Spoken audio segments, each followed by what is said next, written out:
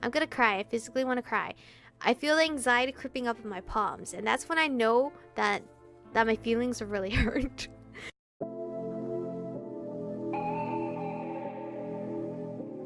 We're born in the moonlight.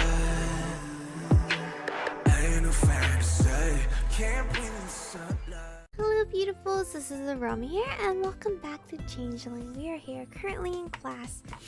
Art class? We're in some kind of class. And hopefully we'll give William his folder back, because I'm pretty sure we haven't done that yet. Beyond lunch, my course load was pretty light, and the first class I had was art. It was also the only other class I had with William, which made it an opportunity to give his folder back. When I reached the class on the third floor, I immediately spotted his familiar figure sitting at the back in his usual seat. It looked like he was already doing warm-up sketches. I was just glad that he hadn't gone home early. William! Ignoring the look of surprise on his face when he looked up, I headed over to him. There were other students looking my way, but I ignored them too. None of their dang business if I'm talking to him or not. Hello? Hey! I didn't see you at lunch earlier today. He looked around anxiously as I approached, eyes darting around before he lowered his gaze to his sketchbook. He rolled his pencil between his fingers, then looked up at me again, his eyes barely visible beneath his dark fringe. What do you need? Just to give you this. I held up the black folder. You dropped it this morning, but I wasn't able to catch up with you in the hall. You might find this hard to believe, but the halls get pretty crowded, and it's somewhat harder for vertically challenged sorts to navigate. His lips curled up just slightly at that. Anyway, you weren't at lunch, so I've been waiting all day to give it back. He took the folder and placed it carefully in his backpack. Thank you. No problem. I studied his face, biting my lip. As I thought, he still looked really tired. There were definitely circles under his eyes. That wasn't uncommon, but it felt like they were worse than usual. I wasn't sure if I should ask about it, though. William and I never talked outside of literature. Well, other than a few passing words if we saw each other in the club room. It wasn't like we knew each other well or anything, but he reached out to me that day after I encountered that Spriggan, and even now it meant a lot that he cared enough to do that. I just didn't know how to ask if things were okay. I didn't know if it was rude or presumptuous to ask. William was still looking up at me expectantly, and I figured he probably knew what I was going to ask before I asked it. He can read my mind, right? I don't want to pry, are you okay? Surprisingly, he actually didn't seem to expect that question. Okay, maybe he didn't read my brain, at least judging from the look on his face. I'm okay. It's just that you seem kind of quiet in class today. I was a little worried. There's no need to worry about me. Of course you'd say that, but still. I always worry about my friends? Is that a oof, or is that okay? Well, I'm glad you're okay. No, I always worry, I guess. Maybe not, but I can't help it. I always worry about my friends, especially if they seem sad or upset. Which, you do. Your friends? Yes, that includes you. You don't have to seem that surprised by it. I mean, I didn't know him extremely well. At the very least, we were in the same club and we were both members of the paranormal community. And we both liked Shakespeare and art. I had his number in my phone. That had to mean something. Maybe it was just imagining a connection there because I was coming out of a situation where I felt isolated too. You're a really kind person, Michiko. That's not a descriptor people usually aim at me. And in any case, I didn't think it was kindness per se. I just didn't want to leave him alone.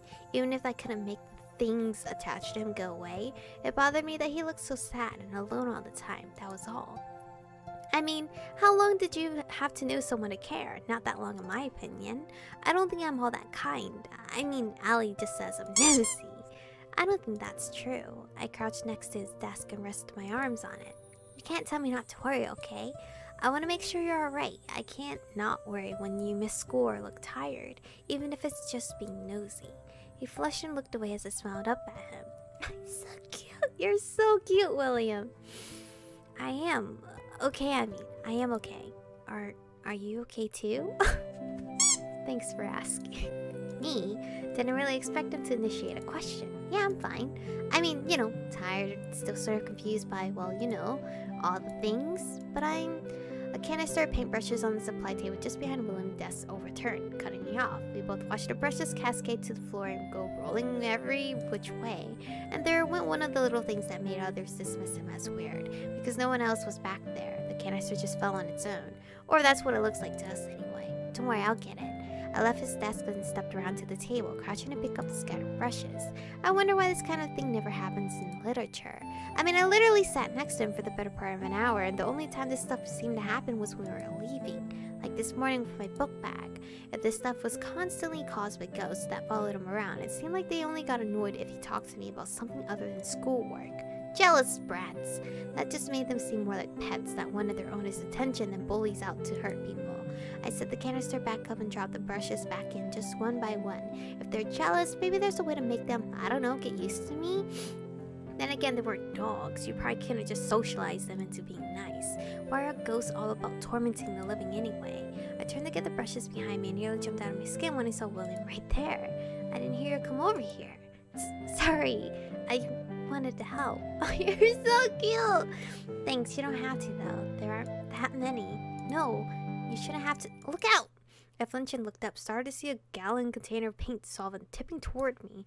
Probably should have dodged, but my brain hadn't quite caught up in the fact that I was about to get an unwanted shower of orangey solvent all over my leather jacket. But that's not quite what happened. The can suddenly jerked awkwardly to the right just before turning on its side. The tidal wave of solvent landed about a foot from where I was crouching instead. That's some liquidy ass paint. I'm gonna try to like raise up the volume on that sound they picked. The can struck a stack of watercolor pans that teetered precariously for. Oh, okay, that would make sense for the watering sound. Cause I was like, why is that paint watery? Okay, it's watercolor pans. That's again, I don't know if that will help. I don't know. I don't know anything about paint, so that teetered precariously for a few painful seconds before they went spilling everywhere. Several of those crashed into a stand of markers that fell off the table, sending its contents scattering on the floor. Oh my god, that's so much mess. That is so much mess happening. The force of the markers falling caused several canvases stacked to one side to slide forward as well. It was like watching a rainbowy avalanche of art supplies, and I was just watching and wondering why the solvent can didn't have a lid on it. As I listened to the soft glug glug glug of the orange solvent slowly pouring out onto the drop cloth. It was the overpowering smell of oranges that finally snapped me out of it. Oh, shoot! I jumped up and grabbed the can, riding it. Excuse me. I just burped in the mic. I'm so sorry. But most of the damage had been done by that point. There was a puddle of solvent under the table, watercolor pans everywhere, oozing rainbow goop into the solvent, markers everywhere, and a messy pile of canvases that I really needed to pick up before the rainbow goop got to them. Well then, wow. I tensed at the sound of the teacher's voice. Uh-oh. What on earth? Not only was Miss Terrell standing right behind us with a look of displeasure on her face, but everyone else in class was staring as well. Miss Terrell, I'm so sorry. The paintbrush just fell and, well, I gestured helplessly to the mess. Miss Terrell was pretty cool usually, but really, just about anyone would be frustrated by the artpocalypse at the back of the class. She just sighed softly. William said slowly as well, eyes glued to the ground. It was my fault. I'll clean it up. Very well, William. You know where everything is. Wait, what? She was just going to accept that? It wasn't even his fault, though. The way that can had jerked to the right, was definitely not natural. I mean, I did understand that he couldn't exactly blame the mess on a ghost, which was almost definitely the culprit. And since they were attached to him, maybe he felt responsible. But it couldn't take to blame like that. I'll help clean up. It definitely wasn't William's fault. It was my fault. I'll clean it myself. I kind of want to pick between these two. Let's go with it wasn't William's fault first and see where that goes. No way, it definitely wasn't William's fault. He looked at me with surprise. Then, look, the canister of brushes fell over by itself. We were just sitting at his desk talking when it did. And when I went to pick up the brushes, I think things were just stacked precariously and the canister falling kind of set off everything else. I have no idea why the solvent cap was missing. Someone must have forgotten to put it back on. I organized the supplies on the table myself. Oops, maybe someone else was looking for something and rearranged them? She rubbed her forehead. Would someone please open the window? That someone's giving me a headache. She turned back to me with a look on her face that she wasn't going to accept that reasoning. I appreciate your hypothesis, Michiko. If possible, could the two of you clean up the mess without destroying anything else? Yes, right away. I'm really sorry. Be quick about it, please. Everyone else to your seats. After a few more curious and amused glances cast our way, everyone else took their seats. Miss Taro took a position at the front of the class and started to explain the day's assignment. William and I were left to clean up the mess. He looked at me anxiously. You didn't have to do that. I'll just stay here. I'll just stick with this choice. I lowered my voice as I returned the brushes in my hand to the canister. Yeah, I did. That wasn't your fault. It was, though. Well, go get the paper towels. You should go to your desk. I'll clean this up. I said I'm going to help, so... Please! Oh, shit. I jumped when he raised his voice. William never raised his voice, at least not in the time I'd known him. Miss Tara looked our way briefly before going back to what she was saying. I saw several other heads turn our way as well.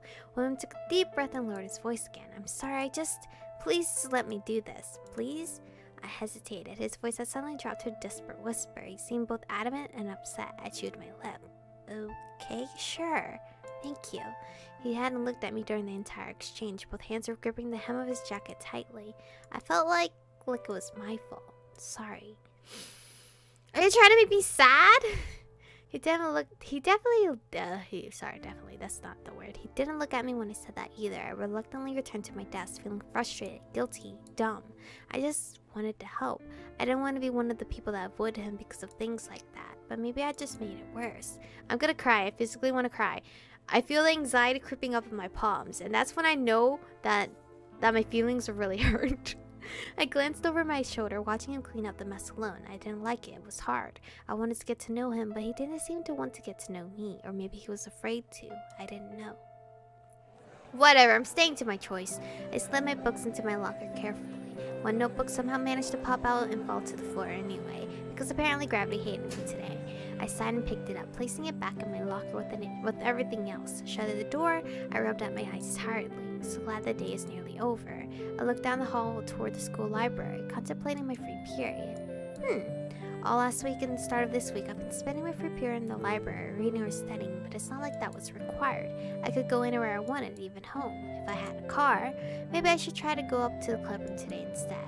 I usually didn't go up until it was actually time for club activities, and I use that term loosely since it didn't seem like there were actually official club activities this time of year.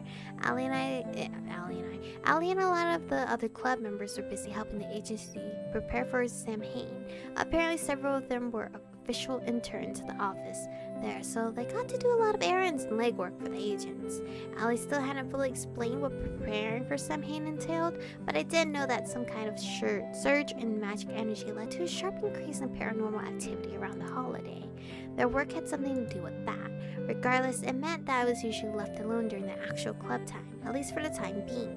I spent my time up there buried in books, ostensibly researching my fate origins and searching for any hint of what had occurred 5 years ago to cause Spencer's partial blindness and my selective amnesia.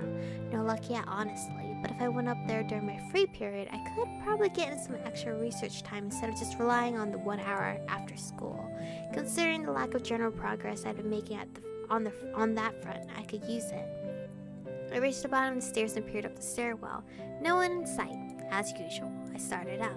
I didn't mind the reading I was having to do. It was actually interesting in a way, learning about all sorts of trolls, goblins, and pixies. All sorts of other things I'd never thought of as real. Yet there were now serious topics of research. It was cool to a certain point, but there was always a bit of anxiety lurking at the back of my mind. I didn't really know how to describe it. I spent so much time convincing myself that my past disappearances were just a freak occurrence or something, that Spencer's eye injury just had nothing to do with me. And now, well, having to face the possibility of that being completely wrong, having to face the possibility that the rumors were actually on the right track, it was tough. And the club members were nice, all of them. They were accepting, encouraging, and interested in what I was doing. But that was kind of the problem. Having them constantly asking about my research and just kind of involved in all of this was stressful. I wasn't used to people being involved in my business, much less this particular business. Last time people got involved, it hadn't gone well, and it was hard to forget all that old anxiety and just let people in this time, because apparently in this community, this sort of thing was normal. I paused midway and wondered if I should go back down to the regular library for now. But no, I really needed some extra reading time. My research wasn't going anywhere. I mean, it had only been a week, but I had nothing to show for a week of reading on fairies. I was trying to focus on specific topics like fairies and blindness, fairies with amnesia, fairies and getting lost in the wood for 2 weeks, then returning out of the blue, and how that could ruin one's relationship with siblings, thus turning them into paranoid bullies. I would say buddies. Somehow none of the dusty old books I borrowed from Bilos hit on that topic. Not to mention how there were things that kept popping up and insisting I shove them to the top of the priority list. I wouldn't worry about it. It sounds like some kind of household spirit, like a brownie or something. You want to worry about some creature living in your house? Well, they're harmless, and from what I gather, most of the houses in our neighborhood have them. So there's probably one in my house. They actually do chores and stuff. You stay on friendly terms with them. I don't know. I can't really see them. Really? Well, I mean, they're fae. Fae are really good at not being seen by humans. But you're a witch. Witch or not, I'm still technically human. The fact that you can see it probably just means that I'm fae. I know. It's weird there are cryptics that some other cryptics can't see. We're not a monolith. Ghosts, fae, and other creatures that are non-corporeal are just good at hiding and can typically only be seen by their own kind or by humans tuned to their wavelength. The more your powers awaken, the more you'll probably be able to see fairies and fae-like creatures. Great! This is where I'm going to stop.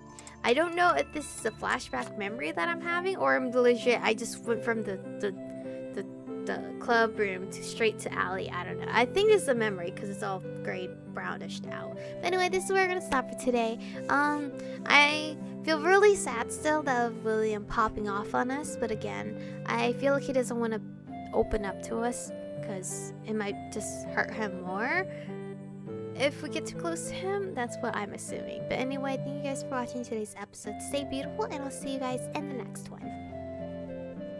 혼자 주저앉아 생각만 커져가 언제